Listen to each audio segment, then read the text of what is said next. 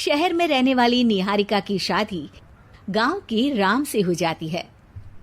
निहारिका को ज्यादा किसी चीज का शौक नहीं होता, जिस वजह से वो ससुराल में खुशी से रह रही होती है। लेकिन गोलगप्पों का प्यार सबको बहुत परेशान करता है। देखो जी, हमारी शादी को ना 1 हफ्ता हो गया और मुझे गोलगप्पे खाए हुए पूरे 7 दिन बीत गए। इतने लंबे समय तक अपने गोलगप्पों के बिना मैं आज तक नहीं रही।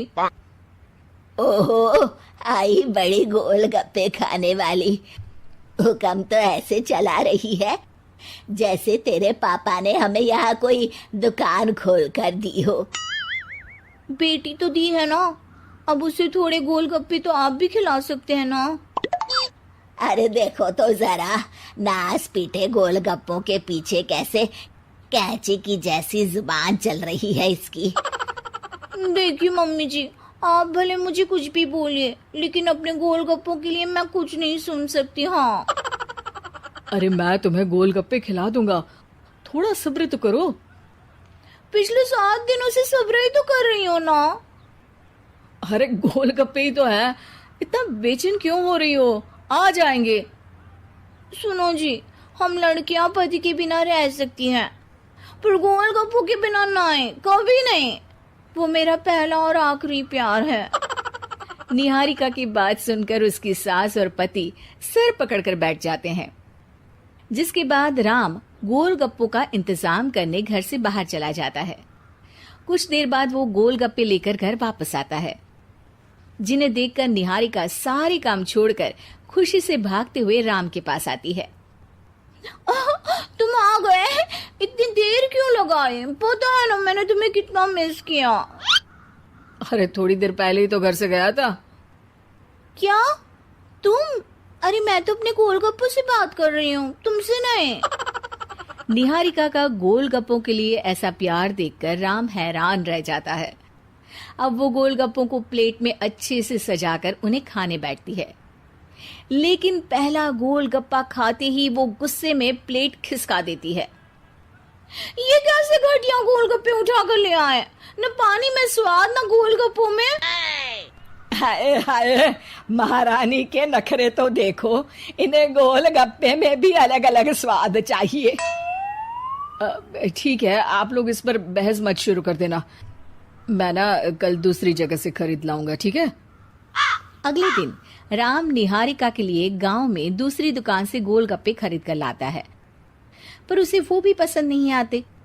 जिसके बाद बहुत दिनों तक यही सिलसिला चलता रहता है, जिसमें राम अपनी पत्नी के लिए दूसरे गांव तक जाकर वहां से भी गोलगप्पे खरीद कर लाता है, पर निहारिका को कहीं के कोई भी गोलगप्पे पसंद ही नहीं आते। तुमको तो अच्छे गोलगप्पे की पहचान करना आता ही नहीं है। तुमको गोलगप्पे का प्यार पता ही नहीं है, तुमसे कुछ होता ही नहीं है। अरे तुमसे बहुत होता है तो तुम खुद कर लो ना। सास की बात पर निहारिका बैग पैक करके घर से जाने लगती है, जिस पर राम उसे रोकते हुए कहता है, अरे इतनी सी बात पर कोई घर छोड़कर जाता है क्या? मैं कल शहर जाकर तुम्हारी पसंद के गोलगप्पे ले आऊंगा, ठीक है? आपको कहीं जाने की जरूरत नहीं है, मैं ही शहर चली जाती हूँ और घर छोड़कर नहीं जा रही, गोलगप्पे खाने जा रही हूँ।